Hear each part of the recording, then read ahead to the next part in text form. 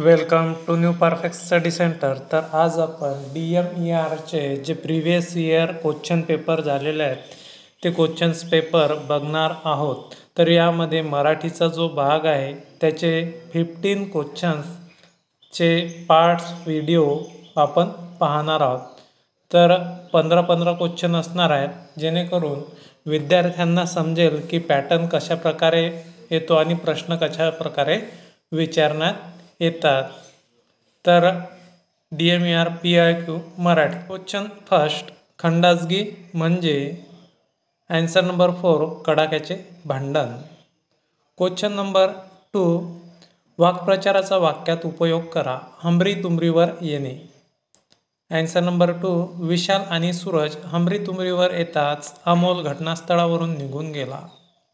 Question number 3, खालीलपैकी कोणता शब्द आरंभ शब्दाचा समानार्थी नाही. म्हणजे आरंभ शब्दाचा समानार्थी नाही. तर पहिल्यांदा आपल्याला समानार्थी आहेत ते पाहून घ्यायचे आहेत, नंतर जो नाही आहे तो आपल्याला दिसून येणार. सुरुवात, श्री गणेशा, प्रारंभ. आन्सर नंबर 4, विसावा हा आरंभ शब्दाचा समानार्थी नाही आहे.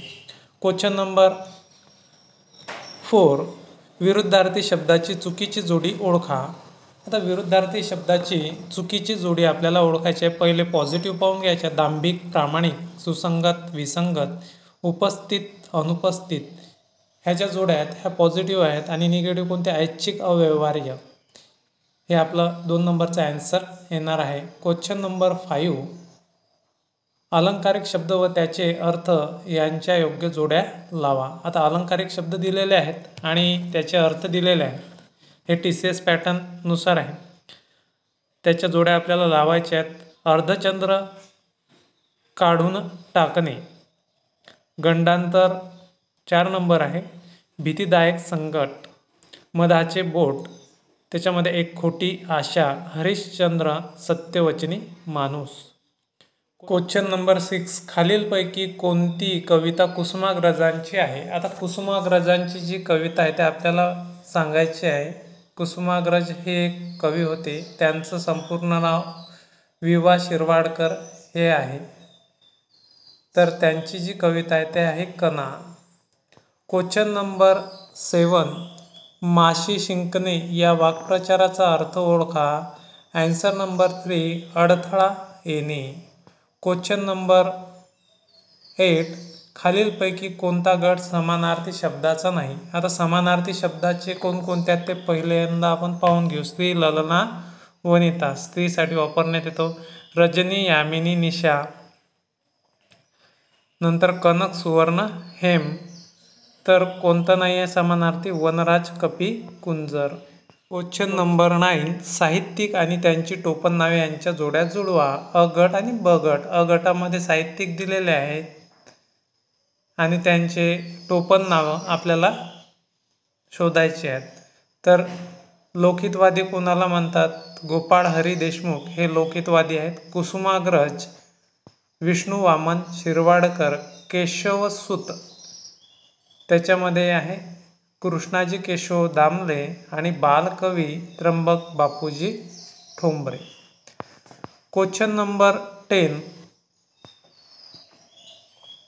प्रणवचे सेजलवर खूप प्रेम होते, मात्र नेमके काय झाले माहीत नाही. आता तिला प्रणवने कितीही चांगली गोष्ट केली तरी आवडेनाशी झाली आहे, म्हणतात ना. आन्सर नंबर 2, तर याच्यामध्ये आपल्याला म्हण शोधायची आहे. नावडतीचे मीठ अळणी. क्वेश्चन नंबर 11, सदन शब्दाचा विरुद्धार्थी शब्द कोणता आहे. सदन शब्दाचा विरुद्धार्थी शब्द आहे निर्धन. क्वेश्चन नंबर 12, ज्याच्याशी तुलना करावयाची आहे किंवा ज्याची उपमा दिली जाते तो घटक म्हणजे. आन्सर नंबर 1, उपमान. उपमेय उपमान असते आणि ज्याची तुलना केली जाते आणि ज्याची तुलना देऊन दुसऱ्याचे नाव घेतले जाते त्यालाच उपमान असं म्हणतो. आता याच्यामध्ये प्रयोग वगैरे ते आपण पाहू शकता.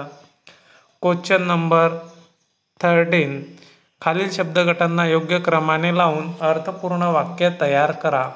आता शब्दगत दिलेले आहेत, तर आता आपल्याला अर्थपूर्ण वाक्य तयार करावयाचे आहे. तर आता आपण प्रथमतः जे ऑप्शन्स आहेत ते वाचून घेऊयात. दगडाला नाना तऱ्हांनी वापरले. अश्मयुगात मानवाने आपले जीवन चुलीसाठी 3 दगड मांडण्यापासून मृताचे थडगे बांधण्यापर्यंत सुखाचे करून घेण्यासाठी. तर याचं एक संपूर्ण वाक्य आपल्याला पाहून घ्यायचं आहे. तर ते वाक्य आहे, अश्मयुगात मानवाने आपले जीवन सुखाचे करून घेण्यासाठी चुलीसाठी 3 दगड मांडण्यापासून मृताचे थडगे बांधण्यापर्यंत दगडाला नाना तऱ्हांनी वापरले. Question number 14. पोलिसांकडून दंड आकारण्यात आला या वाक्याचा प्रयोग ओळखा. ॲन्सर नंबर 1 कर्म कर्तरी प्रयोग. आता प्रयोग करून घेणे अत्यावश्यक आहे. पोलिसांकडून दंड आकारण्यात आला कर्म कर्तरी. Question number 15. लेखन नियमानुसार अचूक शब्द ओळखा. ॲन्सर नंबर 4 वसुंधरा. वसुंधरा म्हणजे पृथ्वी, जमीन, धरा, धरती. तर वसुंधरा हा शुद्ध शब्द 4 नंबरचा येतो. अशाच प्रकारे आपण या व्हिडिओमध्ये 1 ते 15पर्यंत मराठीचे प्रश्न बघितलेले आहेत. तर समोरचा जो पार्ट आहे तो लवकरच तुम्हाला मिळून जाणार आहे. धन्यवाद.